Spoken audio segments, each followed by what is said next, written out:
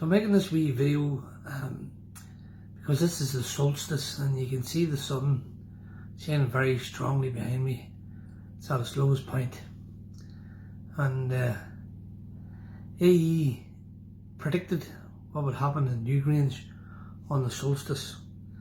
And he knew before it was excavated what it was all about. He seemed to have this way of, people call him a clairvoyant, but he was in touch with the spirit world. And I think the fact that he proved what he knew, what it was about Newgrange was about before it was excavated, speaks volumes of what he knew. So I'm going to read a wee bit from what he said about Angus Oge. So Newgrange was the home of Angus Oge, the tomb of Angus Oge, who was thought of as the sun. As he spoke, he paused before the great mound, grown over with trees, and around it silver clear in the moonlight, where immense stones piled the remains of an original circle, and there was dark, low, narrow entrance leading within.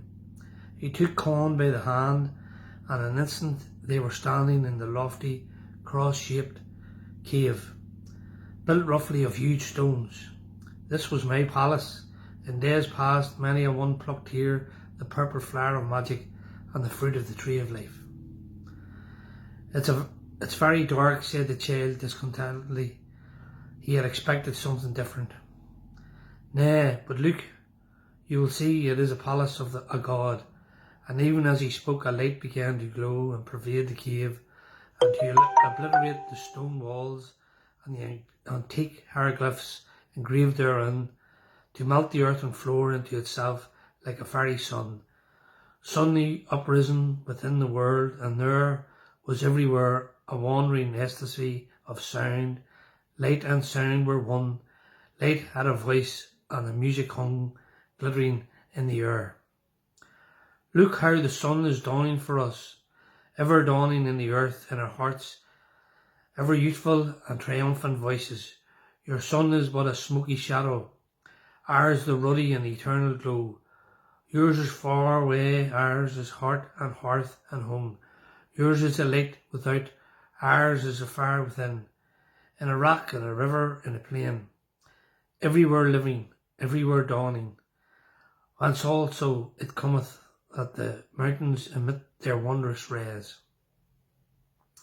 As he spoke, he seemed to breathe the brilliance of that mystical sunlight and to dilate and tire, so that the child looked up to a giant pillar of light, having in its heart a sun of ruddy gold, which shed its blinding rays about him.